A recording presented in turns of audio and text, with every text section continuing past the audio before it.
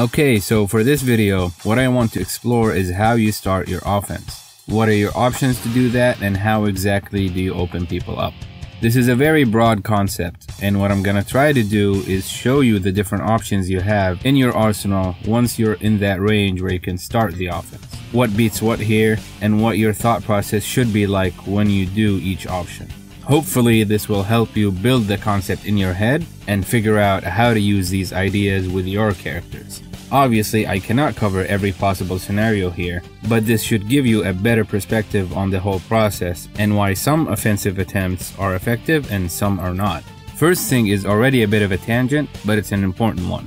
You have a lot of movement options in KoF, and your mobility is a very big factor here. If you're in a range where you feel that you're in a disadvantage or you aren't sure what to do next, simply move from that spot. You have jumps, hops, rolls, backdashes, all sorts of specials that move you around. There's a saying that goes, either you move your head or he's gonna move it for you. This applies in martial arts and in KoF as well. If you're in a range where the opponent can hit you with their moves or they can hop in freely on you, you're gonna get hit sooner or later. So you need to move unless you have a purpose for being in that spot. A basic example of this is where you're trying to hop in on your opponent during neutral. If you're using your movement options correctly, one of the things you should be aiming for is trying to predict when exactly the opponent is gonna hop in. Or if you see them hop and you realize that it won't reach you. In this kind of situation, you should try to time your hop to meet them as soon as they land from theirs. This is a situation where their options to contest your hop are very limited. If you're watching high-level play, this situation is very common, and it's what a lot of people aim for when they are mid-screen hopping and moving around. Another example here is doing a lot of air options to get your opponent to try to meet you air to air, but instead you stay on the ground and punish their hop once they land. The thing I'm trying to make you aware of here is how important spacing is. The same sequence done in slightly different ranges will have wildly different results. If you're too close or too far, this can be the reason in why it worked or it didn't work. Like, let's say you're Iori. You'll go for a jump C and then immediately do a hyper hop into his taco cross up. There is a range that is ideal for this, and it's a range where it's very ambiguous if Iori will go for jump C and hit you in the front, or go for the taco and hit you behind with a cross up. Now, if you do that same sequence, but you were a bit further away, it's immediately a lot less effective, as it's way more obvious that Iori cannot go over you, so he can't land the cross up at all. Similarly, if you're too close, you are open for the opponent hitting you as they get to use their close normals here. And the different hops are more obvious in this range. Playing KoF well is directly linked to how well you can move around, so using all your mobility options is very important for offense and for defense as well. Now for the next part, we'll go over what you can do in order to actually start your offense. This generally happens at a specific zone, which is basically just outside of your light attacks range. In this range, both sides will need to commit to something if they want to close in or start their offense. This is also the range where trying to backdash or roll away is a bit riskier, as they can be punished if the opponent anticipates them. In this range, both sides have four main options to either try to close in the distance and start their offense, or if they want to keep their ground and don't want to move away. And these options are hops, running in, standing normals, and sweeps.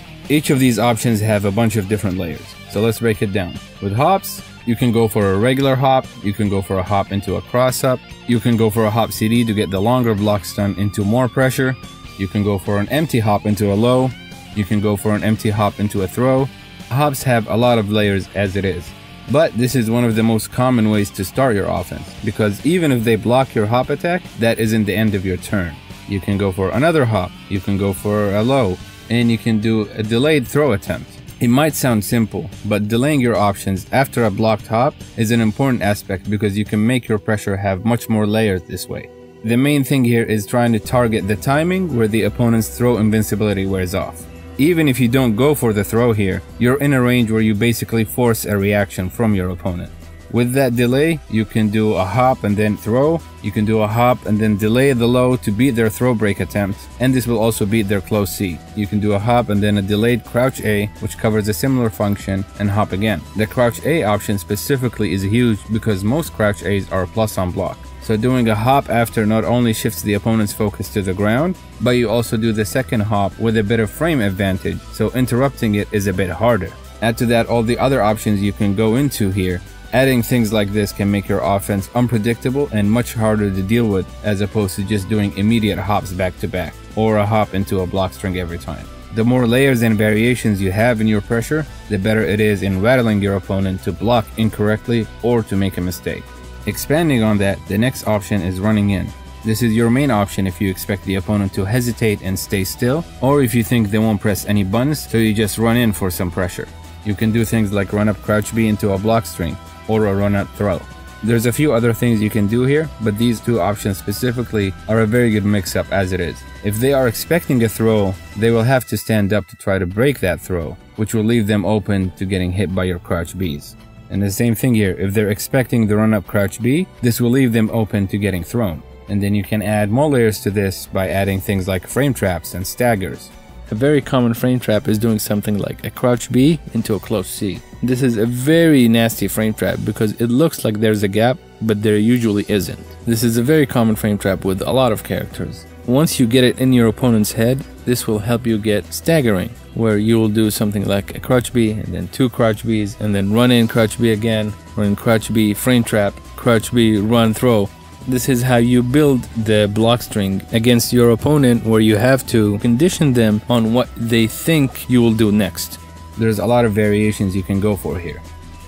And then the next option, standing normals. Stand your ground. You don't want to move in, but you don't want to back away. You do some standing normals. These will vary a lot depending on your character. You use these after block strings or as checks to make sure the opponent stays put. The far normals that are good at this range usually stop a lot of things. They can also frame trap the opponent if they think they are far enough to jump away or try to backdash. The next option, the sweeps. This does not have as many layers as the previous ones, but it's important to know about because it stops the one we just talked about, standing normals. Most of the standing normals in KoF either will lose to something that hits them from below or right above. In this range, going over the standing normals is usually harder, so the main way to stop a lot of them is usually sweeps. And depending on your character, you can add layers to this by special canceling or even whiff canceling.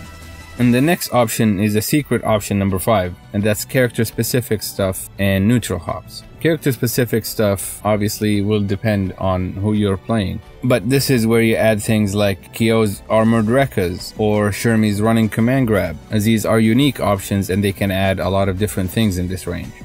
And then with neutral hops, here they serve a different purpose compared to offensive hops, and how good this is differs greatly depending on your character. But you use neutral hops a lot if you have a move that has good horizontal range, as this can be a poke that can stop a lot of things. It can air-to-air hops, it can stop run-in attempts, and in some cases even contest some standing normals.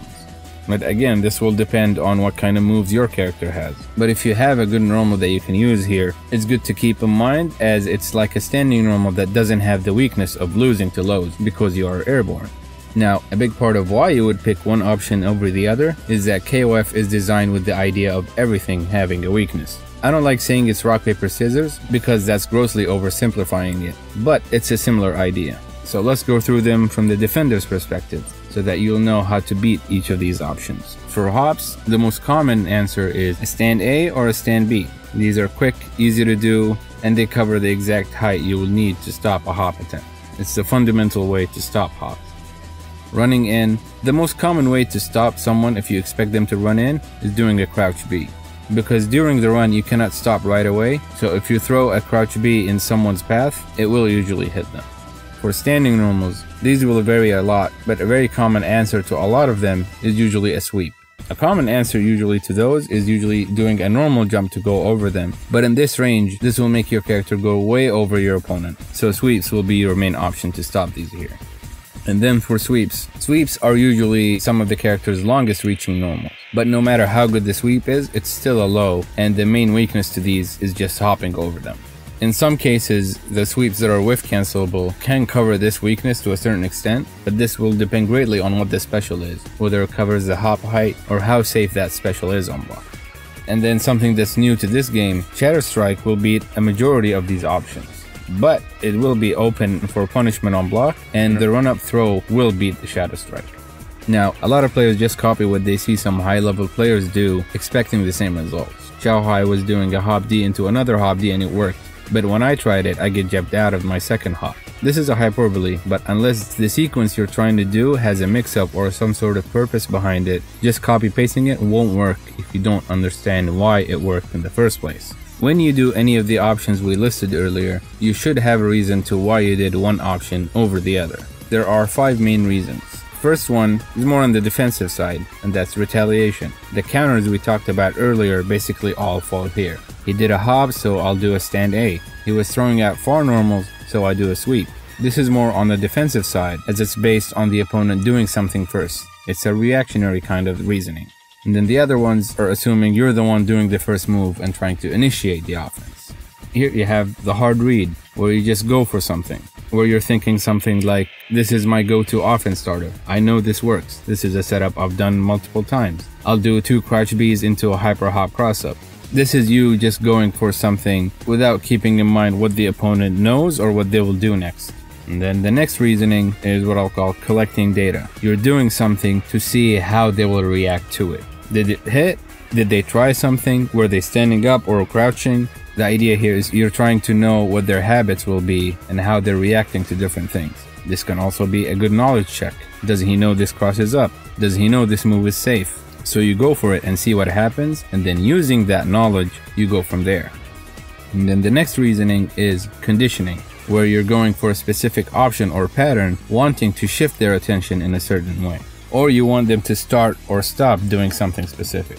For example, doing hops to make them focus upwards, then running in with a low, or vice versa. You go for a lot of lows and sweeps, then once they start blocking low, you go for the hop.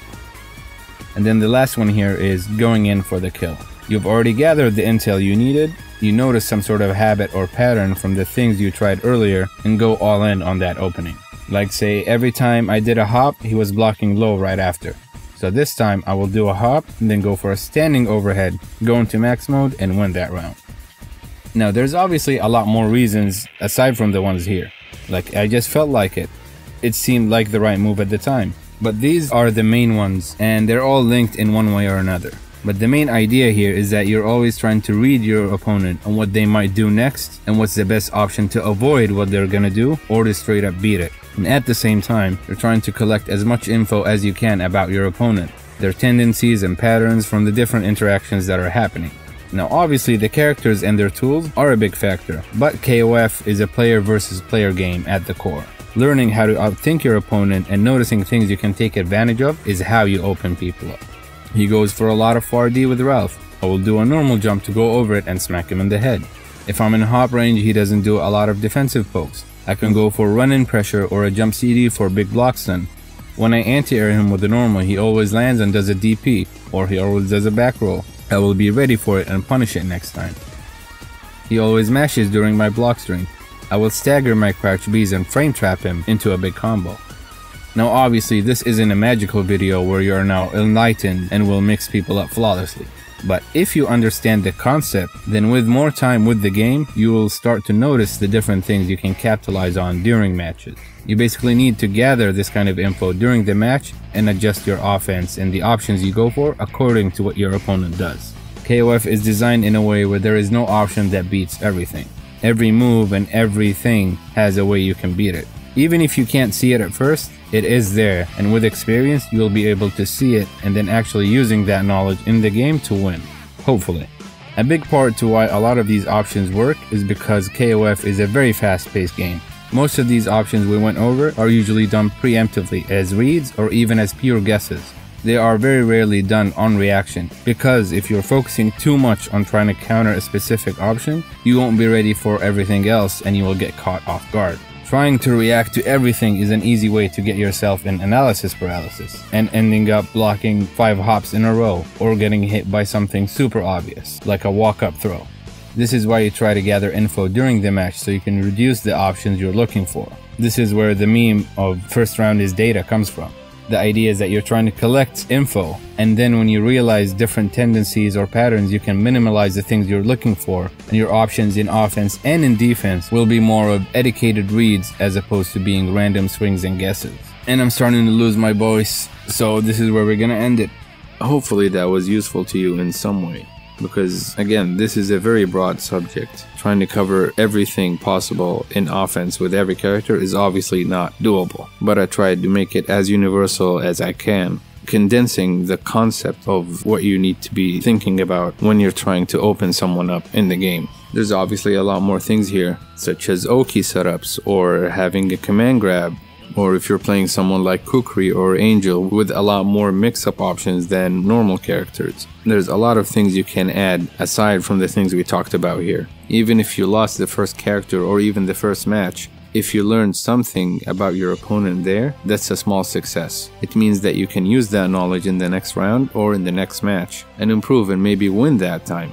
Learning fighting games in general can be a bit overwhelming, but if you set your mind straight where you don't focus too much on the result and understanding bit by bit why you lost and the different things you can do to improve on that, you'll be having a lot more fun. But yeah, hopefully this was useful to you in some way, and do let me know if there's anything I missed or whatever you want to see next. But that's it. Take care and I'll see you in the next one. Peace.